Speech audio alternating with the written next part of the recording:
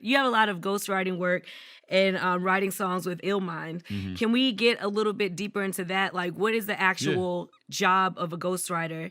And we had Jadakiss, one of my favorite interviews, and he told us about writing Puff's verse on All About the Benjamins. So after you tell us what the job of ghostwriting is, can you tell us about any songs that we didn't know that is definitely ghostwritten? Absolutely not. That part I can't do. You can't spill any tea. None, not a little bit. Not a little drizzle. I appreciate you shooting your shot. I appreciate you shooting. I respect that. You know what I mean? Try to ease it in. We can get into the first part of the question. Yeah, Illmind got me into ghostwriting.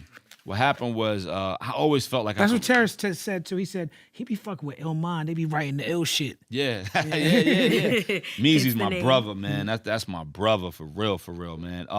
So what happened was I always felt like I could write for people. Just as an MC, as a lyricist, you always feel like I could have did better than that. You know, like ever since a kid, I would hear something in high school and be like, I could have killed that. And you, especially if you know a certain people who don't write, you'd be like, I could have blessed son better than that. Pause. Mm-hmm. So as time went on and getting in my career and all that type of stuff, Illmind started doing some production work with certain people that needed verses. And he actually came out to L.A. and was doing some work with some people. He came back home to Brooklyn. So when he used to live 2 blocks away from me in the Sty for a minute. So he came back home and was like, yo, Sky, I was with so-and-so. Yo, they need work. Yo, you got to come out. Next time I go to L.A., just come with me. Boom, boom. I was like, bet. So before that, my issue was I was trying to get into ghostwriting, and I would meet other people who was ghostwriters, and I was trying to get in through them. Like, oh, word, yo, you working with so-and-so. Yo, when you in a session, give me a call. I'll come through and we'll write. And they'd be like, yeah, no doubt. And I wouldn't get the call. Because, and I was naive at the time, I'm an artist who tours, works with mad different producers, works with people like yourself, mad different people. A lot of ghostwriters in hip-hop are rappers who didn't make it. Not all. But a lot of them are rappers who didn't make it. Right. They was trying to go, and they super nice, but it was something. Either their voice was weird, their look didn't really sell, whatever it was. They may be kind of an introvert. A lot of them are rappers who didn't make it, but their pen was crazy, so they just jumped into that. Sky Zoo is a rapper who, quote-unquote, made it. He tours whenever he wants. He sells merch. He goes and does shows with everybody, and he makes records with whoever he wants. Now this guy's trying to come in on this side of the table and eat my food? I'm not helping son out. So I was naive thinking these guys was going to call me, yo, I got so-and-so in the lab. I'm writing. Come through. Write with me. Mm-hmm. I'm waiting for the call, and it never happened. Right. It was Illmind, who's a producer. I'm not stepping on his food, on his toes. We're not eating each other food. Yeah. You got your plate, I got mine. Together. You know what I mean? We need each other. Right. So it took that. And he called me and brought me out, you know, and I came out to L.A. and I started writing for somebody, and that turned into writing for somebody else. In the course of a weekend, I had like 4 different people that it was just flying. And I was like, yo, this is exactly what I was looking for. And it just snowballed. So now it's just like job 1 and job 1A.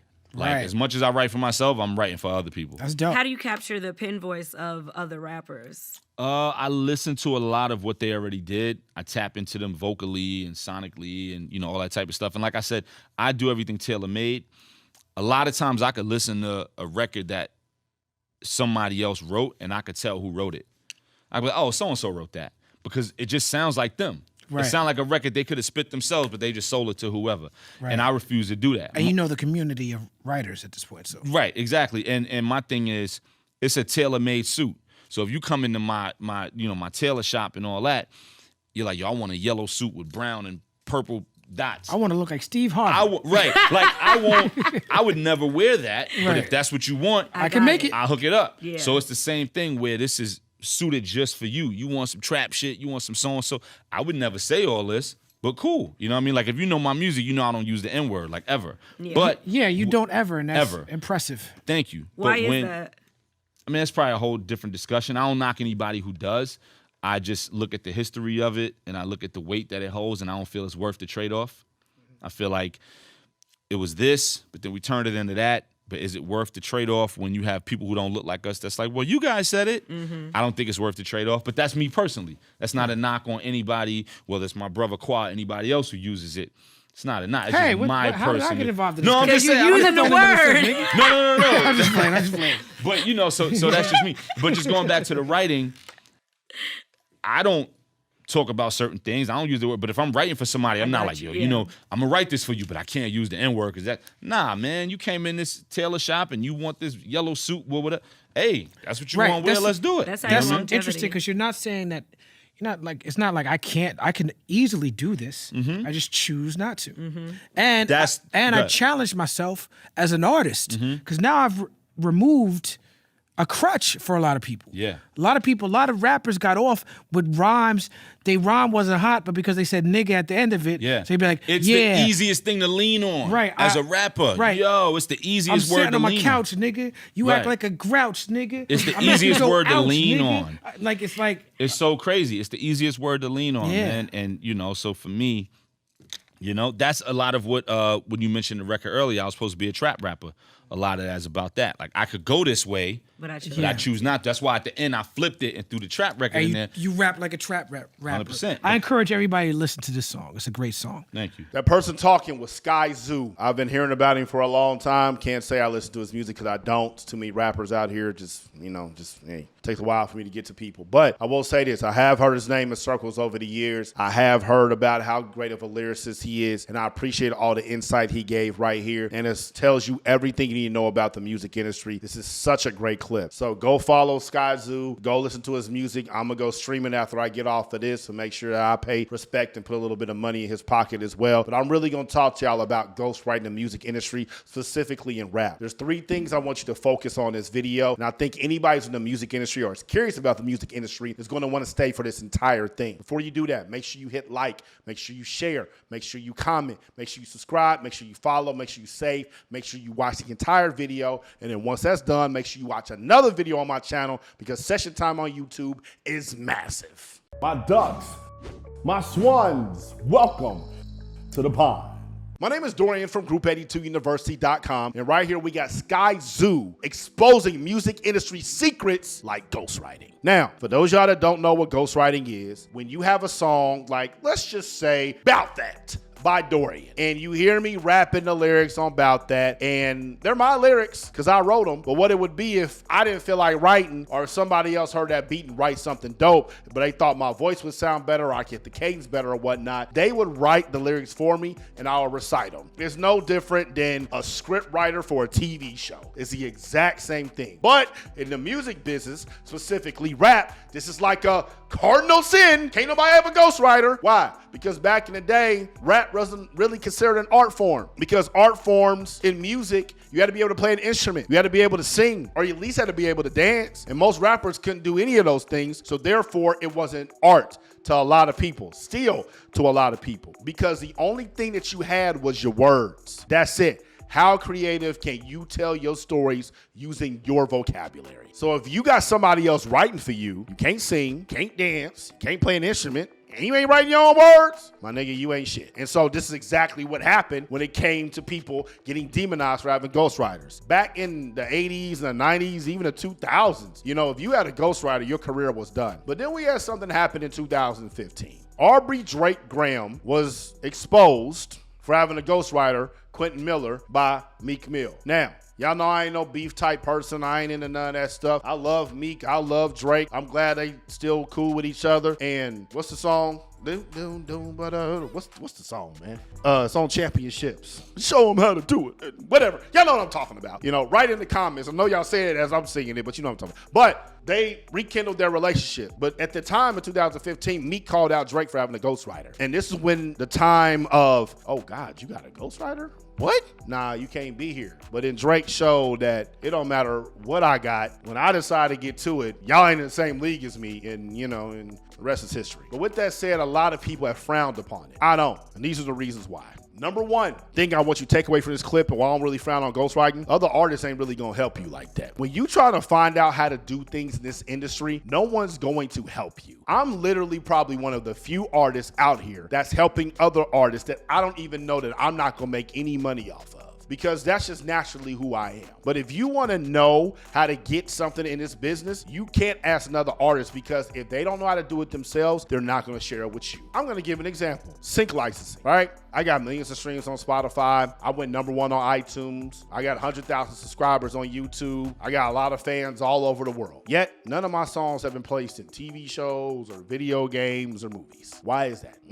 I followed all the processes. I lived in LA. People messing with the music. Music supervisor said they liked it. So what's the deal? I don't know. So when I talk to other people who have had placements, none of them are sharing the game. None of them are going to tell you the game. All of them give you a runaround. Well, what you need to do is this. Don't tell me what I need to do. Tell me exactly what you did, and don't leave out no details. Don't leave out the detail that you used to mess with the assistant music supervisor's cousin when y'all was in college together, and y'all met each other in Atlanta randomly, and she decided to text her cousin your music, and that's how you got on Insecure. Don't leave that detail out. Don't act like everything is happenstance. Stop acting like that your music just gets placed because it's so dope. It's not how any of this works. No one cares how dope your music is. Nobody. Because they are not going to replace music that's making money with music that a few people think is dope. Or it can be thousands of people. If your music ain't getting streamed or you ain't selling records, no one cares. Now, for some independent artists, that might not be the case. But if you are one of those independent artists who has gotten a sync deal that has gotten you $5,000, $10,000, $15,000, you owe it to the independent artist community to share that information. And I'm going to say it again. As somebody who has 800 videos, who has shared all the information that I have when it comes to the music industry, you owe it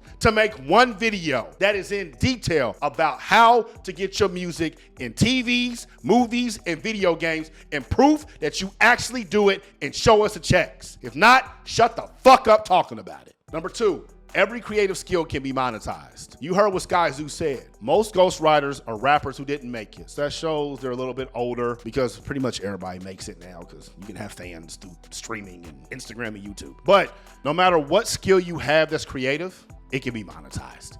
You know how to write well, get paid.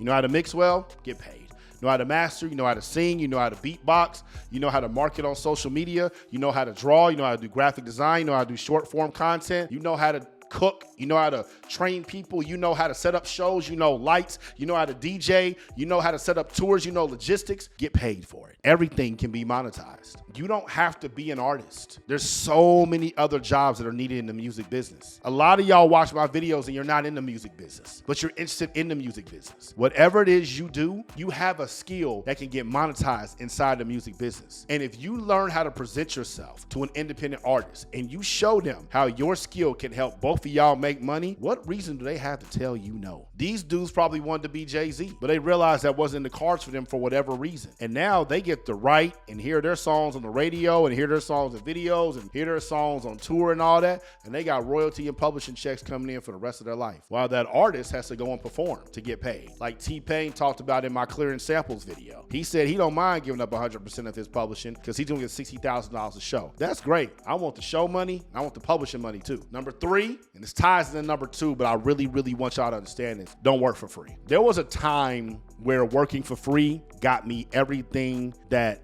I wanted to get ahead in life. Right? When I was trying to get into basketball, I had to work for free. When I was at Lees McRae College, a Division II assistant coach, I was there for free. When I was at Montverde Academy down there, I was working for free. When I was at VCU, I think that summer, I have to ask my homeboy Dwight Perry, but I think we made $3,000-$4,000 that whole summer. You know, when I was at Jacksonville, that was my first salary coaching job at Jacksonville University. I made $22,000 a year. When I came into the music industry, I'd hit people up in studios because I wanted to learn how to mix and master my music. I was like, hey man, I'll be an intern for free. I told them that. People told me no. That's when I learned that nobody in the music industry is going to help you, which is point 1 in this video. You don't have to work for free anymore. The internet has changed all of that. You got people like me who's giving you information every single day. I can tell you all the mistakes that I made. I can tell you the successes that I had too. Listen to the mistakes so you don't make them, and replicate the successes so you can start getting this forever money. You don't have to work for free. You can get paid from day one. You start a YouTube channel today, you can get paid today. No, you're not going to get paid from the YouTube ads. You can get paid from the affiliate link